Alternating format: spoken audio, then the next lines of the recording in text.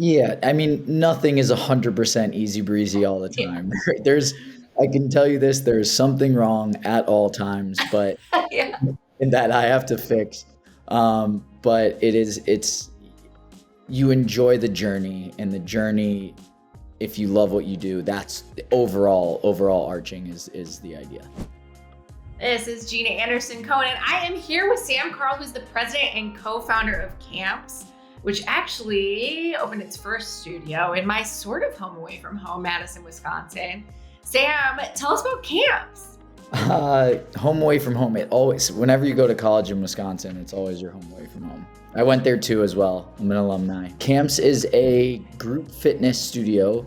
We open on college campuses. We're open in a couple big cities, and our plan is to essentially open everywhere in the United States and get to every fitness community. No big goal at all. No, not we shoot for the stars, you know. That's so funny. Previously on the podcast, we had a guest years ago, Matt Matros, who founded Protein Bar and then Limitless, like the caffeinated sparkling beverages. And he said, like, no joke, no sarcasm, like totally straight face, that his goal for Limitless was to penetrate 100% of the coffee market. So, you know what? You're in good company. We set big goals here, right? Hopefully, we can follow in his footsteps. Yeah, just sell some companies. Exactly. Well, and I love your journey. Sam, you and I have gotten a chance to chat. I love your journey from sort of corporate life to fitness. How did you fall into fitness, or what kind of made you ultimately like walk away from your career as a lawyer? I deal with really bad migraines. So actually, a doctor told me, "Hey, stop eating this, this, and this, and it should help your migraines." PSA: it didn't help my migraines, but I did it anyway. Yeah. So in at that time, things like, I don't know if anyone's ever heard of it, but P90X, Insanity, the at-home workouts started to come out. My Oh my roommate and I, God. who used to be on the football team, just started working out every day, doing P90X and Insanity. And then I went to law school and started practicing law after I passed the bar. But at the same time, I was working out every day. A company in Miami asked me to work for them as a trainer, just out of the blue with no training, just because I had been taking their classes. And I did it, and it stuck. And I fell in love with, the community, helping people, not sitting behind a desk and reading contracts and doing real estate law. I was happier wearing shorts and a t-shirt than a suit and tie every day. You didn't like reading contracts? I thought lawyers like that. That's why we send our contracts to them. I personally didn't like it. No, engagement with people and being surrounded by, people that are happy most of the time because they're working out was a little bit of a better lifestyle. So I can like fully identify with this journey you've been on, Sam. I don't know if you and I got a chance to go into it, but post college, I was working in agencies like PR and ad, and one day I was just like, I don't want to. This desk is a prison, and I'm dying here. And I had that same sort of feeling of like I gotta find joy wherever that may be. But it seems like you kind of had joy, like reach out It's to you.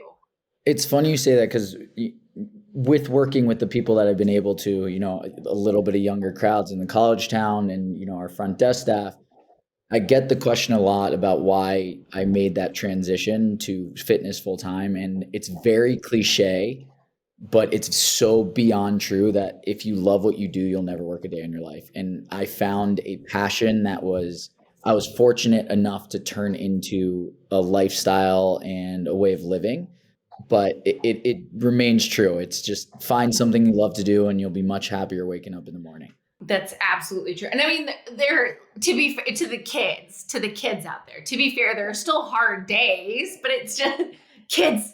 But like they're a little. It's more like you go to bed being like, okay, the great days or the passion makes these hard days okay. Is that your sort of experience? Yeah, I mean, nothing is 100% easy breezy all the Yeah. time. I can tell you this, there's something wrong at all times, but Yeah. and that I have to fix. But you enjoy the journey, and the journey, if you love what you do, that's the overall arching is the idea. Here you are, you're in Miami, like you're doing great, teaching fitness classes. Cut to you opening a fitness studio in Madison, Wisconsin. What made you make the jump? What made you decide to open a fitness studio? So I originally was working for a bigger, now very corporate, like very big company. And I went to the CEO and I said, hey, I would like this to be my job. I need to growth. And I didn't want to just be a trainer. Unfortunately, it didn't work out. So I came up with an idea and, help with my brother and family. And, essentially what exists in major cities doesn't exist so much in college towns. But the people from the cities live in college town for 9 months a year, if not more. So why not bring what they're used to and what they have at home into the college town as well? And we opened our first one in Madison, not only because I went there, my father went there, my grandfather went there, but it just fit our demographics. We did a lot of research on, I think there might have been like 10 to 15 college towns where we were demographics, everything, what it looked like, visiting places. And, we landed on Madison and we were very lucky that it didn't hit right away, but with time, effort, and work, we were able to get it going. It's so interesting too, because you talk a lot about the community that you've built in the studio, but also among employees. So let's talk a little bit about that. You've got the studio open in Madison. That was like first case study of how to build what you really wanted to see. What did you do to build culture and community? Culture and community. I mean, everything we do from Kamps comes from my brother and I, essentially. And well, now we have a bigger team, but we're family owned. We don't take ourselves too seriously. We like to have fun. We don't want anyone yelling or no one's getting angry at each other. You're having open and honest, transparent conversations no matter what's happening. So we interviewed, I don't know, 30 college students and then also trainers. And it just so happened that from the people that we liked each other, and it grew a community. And it just so happens that it's the same way in every studio now, which is really amazing to see, that the front desk staff, the trainers, the managers, everyone kind of does everything together. There's no hierarchy. The trainers clean, the owners clean, the managers clean. Everyone does it as a group. And that helps build our sense of community, that no one is better than anybody else. And we're all in this together and we all want to succeed together, from, doing the most minuscule job to teaching the classes itself. And it's really carried over into who we are as a family and community. That kind of attitude like spreads to classes too, because we've all been in a class where you're like, I know this person who's next to me on a treadmill is the trainer's favorite, and the trainer thinks they're like the best at this, and you're sort of like, what about me? What about, I'm working really hard. And I feel like when you're in a class and you're in a community where like everybody is treated the same and everybody is sort of like, it has that same work ethic, it trickles down into the studio culture too, into the classes. Would you say that's happened? I believe so. I mean, one of the major, I hope. Yeah, I hope so. I hope it's happening in Madison right now. It's one of those things that when we're training our trainers, we train them to say people's names, interact with everybody. You're obviously going to have your friend that's in there that you're going to interact with most as a trainer and instructor, but it's not about them. It's about the group. It's about making everyone feel comfortable. It's about making sure that someone who's never worked out in their entire life, but someone who works out every single day, gets that experience of, okay, I'm in a group fitness class, but I'm okay and I'm safe, and he cares about me or she cares about me. And that kind of is what we try to portray to our staff and then the clients and customers that come in as well. P.S. Sam, I have not asked you to fill in the blanks on like what happens in a Kamps class. So you want to tell us also like what folks are doing when they walk in the doors of the studio? When you walk in to actually take a class, our treadmills are very, very high tech. We have the best treadmills in the world. We have a partnership deal with Techno Gym for the next 3 years, which hopefully we have 1 million by then. No, our treadmills are some of the best in the world. They have 3 different modes that, it turns into a sled, it turns into a parachute, and the normal running mode with like higher speeds and higher inclines. But from the time you walk in to the time you walk out, a trainer is going to explain everything: the what, the how, the why, the when. We kind of want you to turn your brain off, be present in the room, focus on the workout. You know, I say this in my classes: you can't control anything outside of the room while you're in it. So be present. Mhm. The only thing you can control is how hard you push and how much you can try. And we try to say to everyone, try your best. Doesn't matter. So you start on a treadmill or a floor spot, depending how big the classes are. Depends on what day of the week it is. We have strength training on the floor. We have cardiovascular running and sled pushes and parachute mode on the treadmill. And you go back and forth between the two. High intensity interval training is a way to say it because that's kind of what hits with most people. But it's a special way to train that has you burning calories for 24 hours. And if you're very consistent with it, you come back, and I was going to say it gets easier, but the beautiful thing about this workout is once you hit a point, you can always add weight, you can always go faster, you can always try a little bit different and harder and different things. So the reason why it works is you can do it for a consistent and long period of time. Yeah, I mean, that's the great thing about picking up heavy stuff is you can always pick up heavier stuff, right? Exactly. You can always change the tempo. You can always change something to challenge yourself.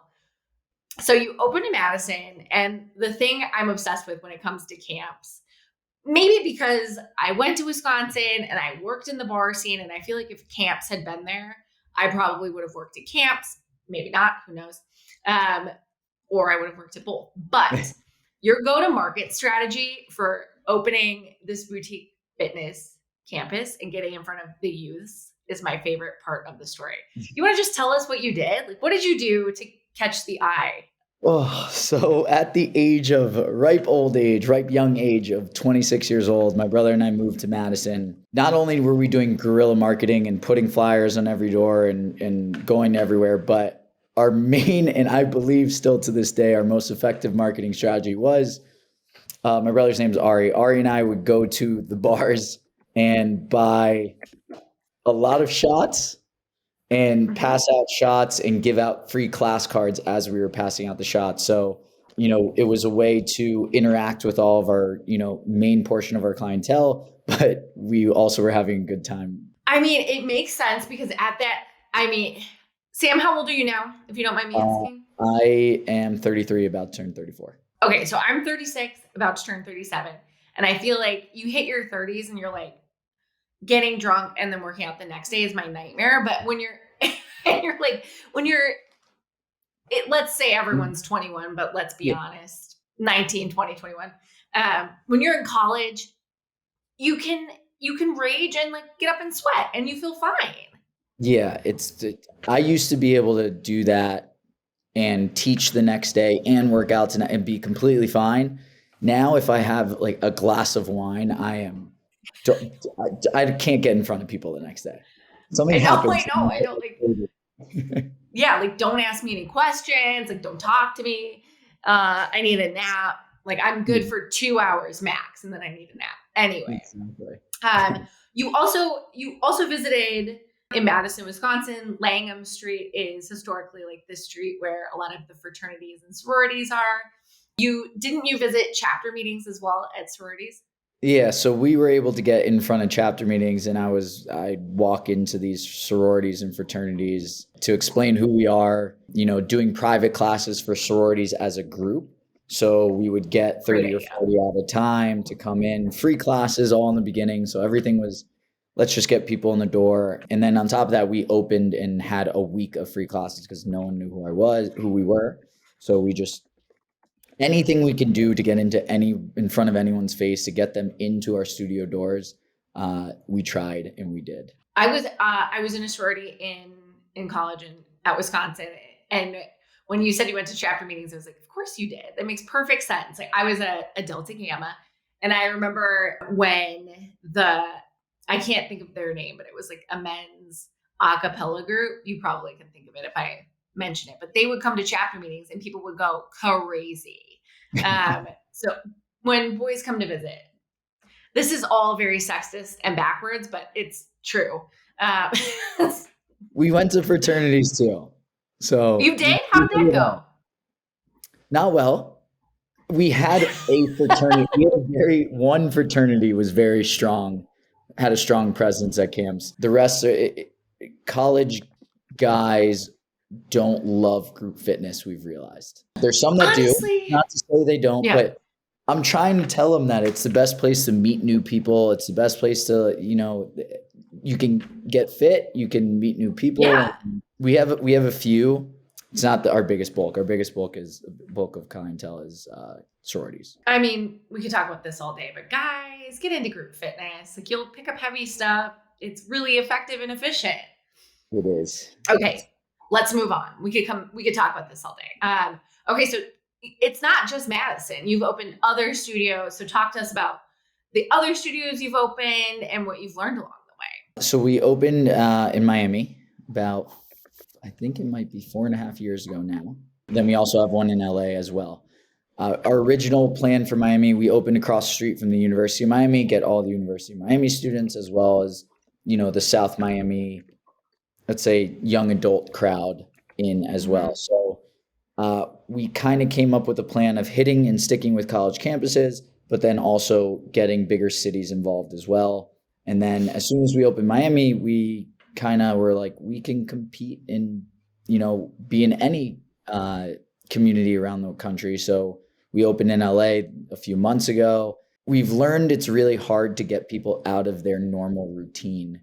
But we find that when you walk into our studios, we put a lot of money and effort and time into making them something special. So when you walk in, you get the atmosphere that you've never seen before and something that you've never felt before that brings people and has people wanting to come back. Yeah, and the treadmill is really special too, but it's also like you couple that with great coaching and good heavy weights. Like it's unbeatable. We train our trainers in a very specific way to make sure that the class is for everyone, but they're also explaining everything, so you're never going to get injured. You have the opportunity to walk if you don't want to run. So we give different variations that really does apply to everybody that I find to be very unique with us. And it's not to say anyone else does anything wrong, but we harp and focus on making sure that proper form and education behind it is part of the workout. You learned a few things in Arizona too. Let's talk about it. We've all had one of those. So we also had a studio at the University of Arizona in Tucson. That one didn't really hit as well as the others. We actually weren't losing money when we closed it. We just weren't making money, and it was a big hassle, and we were able to get out of our lease. Still figuring out to this day exactly what happened, but it's a different demographic. Plain and simple, by our studies and what we learned, it should have been the best. It has the wealthiest student population in the country. These kids were driving around in Mercedes and BMWs and Range Rovers and everything you possibly imagine. And we were in the heart of their private housing. And you think Arizona pool parties every day, but it just didn't hit. It didn't click. And we learned. How long did you give it? So we were open for, I believe, 1.5 years. Honestly, I feel like that's a sufficient amount of time to like sort of pull the ripcord too. And I think like I'm sure we could talk about this all day too, but like a lot of business owners get caught up in like sunk costs. Like we've put this much into it, we've put this much time and effort, and it's the sunk cost fallacy. Because like just because you've spent this much time and effort doesn't mean it's going to pay off, right? We very quickly learned that, keeping that open was going to be worse than just closing it. So we took our losses. We ended up, storing our dumbbells. We ended up moving the treadmills to Madison, so they had new ones. And then the dumbbells that were in Arizona are now in our LA studio. So we were able to save some money on that. It was just the build out cost and that headache that, you live and you learn. And I think honestly, that's a great for anyone listening to this who's thinking about opening a studio or who just has any business in general. Like I think the idea of giving yourself like a set window and saying like, if we don't achieve this benchmark by this date, we pull the ripcord. Yeah. Setting goals and when you don't hit them, make adjustments rather than just throw money at the problem is a Yep. is a big something that I learned, something that we learned. Yeah, big lesson we've all learned. We've Yeah. all learned it one way or another. All right. So we've got the 3 studios that you love and love you back in Madison, Miami, and in LA, but we had to get through the pandemic of it all. What did you learn through that? And how did your team come together through that experience? I hate So laughing at this part, but it's just like at it's this just point. yeah. Um, the pandemic. So we and I give my brother credit for this, was probably the first person to actually see what was going to happen. So we were the first studio, I can say with confidence, to close. We closed very early, and I can say this with 98% confidence, and people are going to say absolutely you're crazy. I taught the first Zoom fitness class because when we closed that same day, I said to my brother, let's see what happens on Zoom.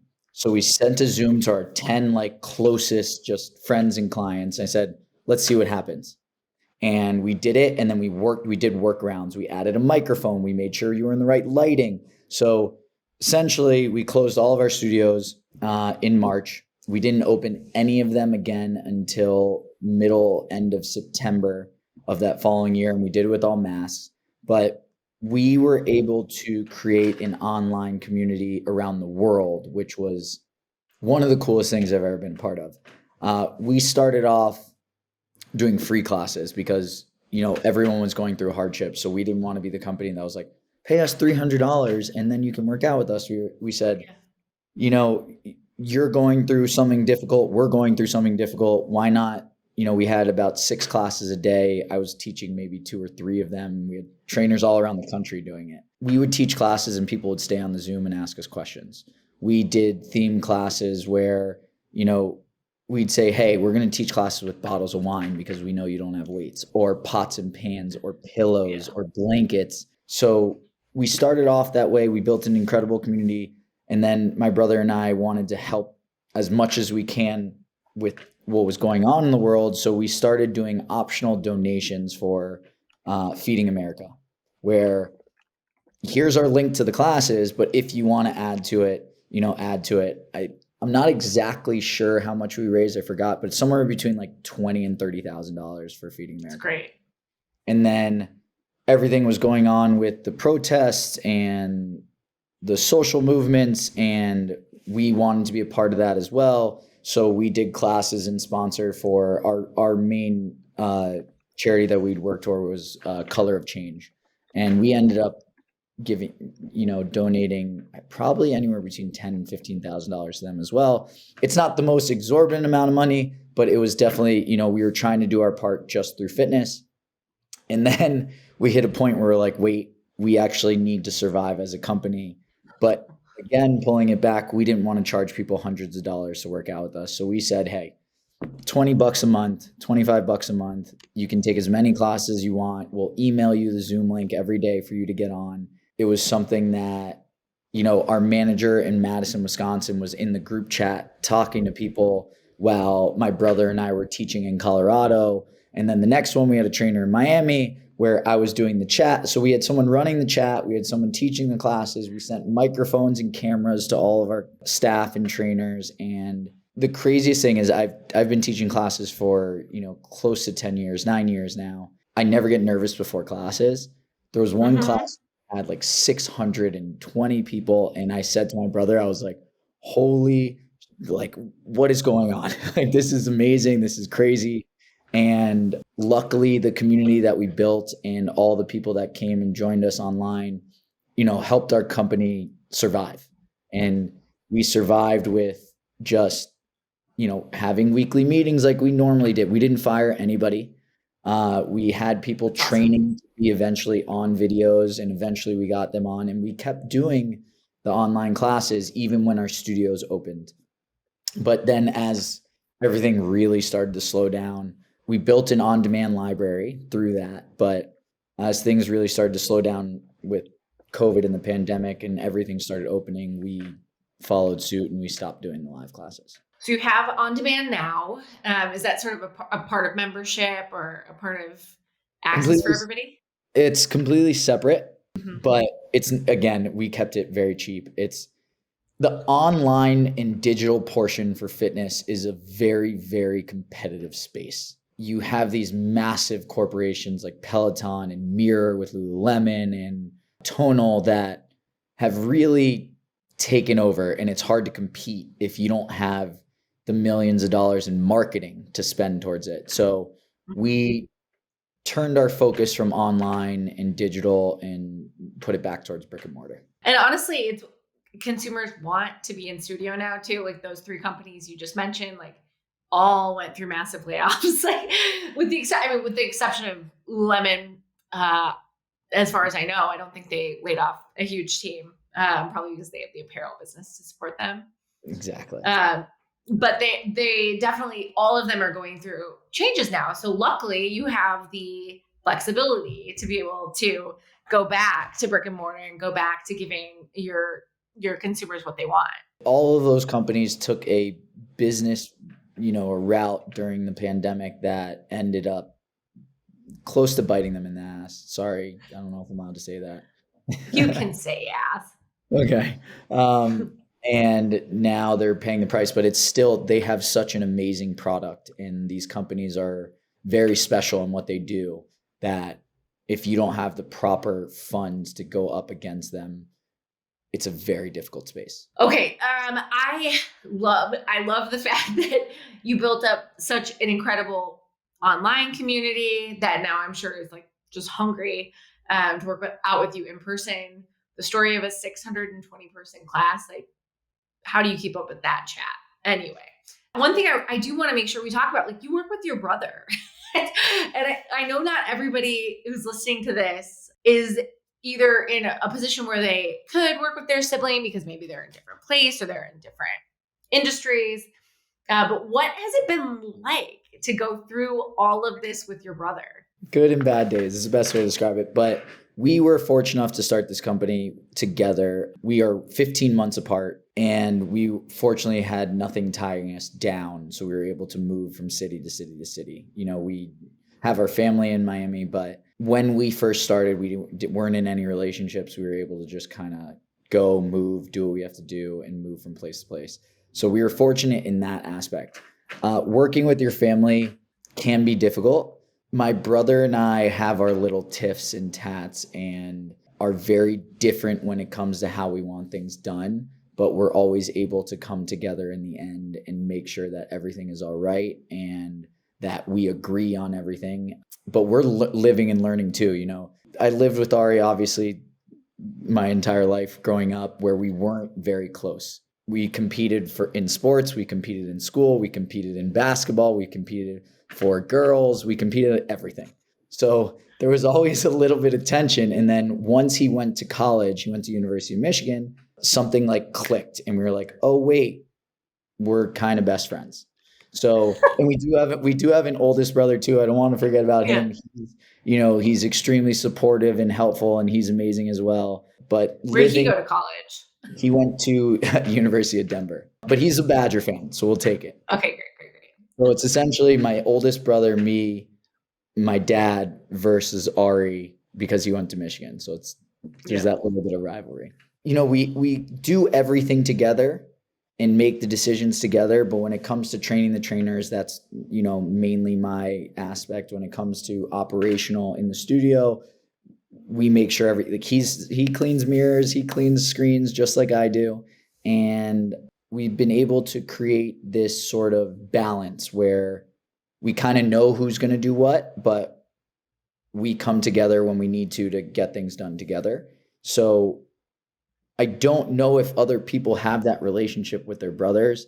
And I'm fortunate to have that because, we both have the same goal. We both want the same thing. And we're both, willing to do what it takes to get there.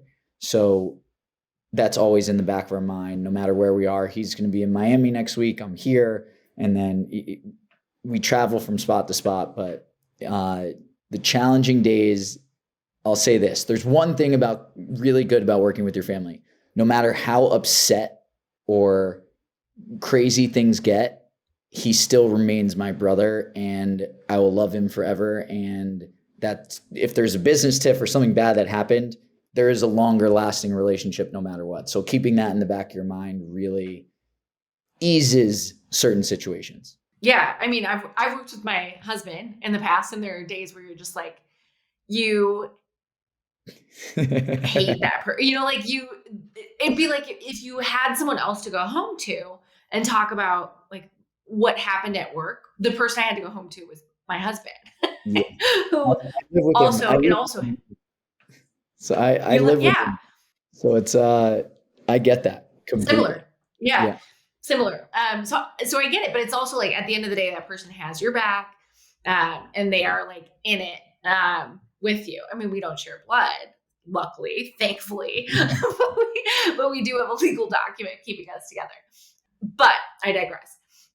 So it sounds like the whole family is very supportive of this. That I jokingly asked you, Sam, last time you talked, like, what'd your parents think when you stopped practicing law? But really, like, talk to us about how your family has gotten behind you and your brother in this decision to do fitness. My parents probably are the most supportive people in the entire world that I've ever met. They are the absolute best. They've been fortunately married for, I think, 38 years now. I think the day that I told my dad that I was going to do fitness full time, he probably had like a 5-second pause of like, oh, but then immediately, like without hesitation after that, he's like, okay, what do we need to do? Like, how can we help you? Let's make this thing happen. He was very involved in creating the name. He was very involved in just supporting Ari and I to get to where we needed to go to start the business. So, and then my mom is the sweetest human in the entire world that has been telling me I could be in the NBA since I was 5 years old. So I still think she thinks I can go to the NBA, but but they're fully supportive. And the stop from law, I mean, my brother was in real estate finance. So it was like a kind of combination of, we're not going to do what we did to study, but we're going to use it to help build a business. And I think they saw that and were able to realize that, the schooling and then in the studying that we did will only help us succeed in Kamps. I love that. I love that. I picture you going home to Miami for the holidays or whenever and just getting the whole family together to do insane workouts.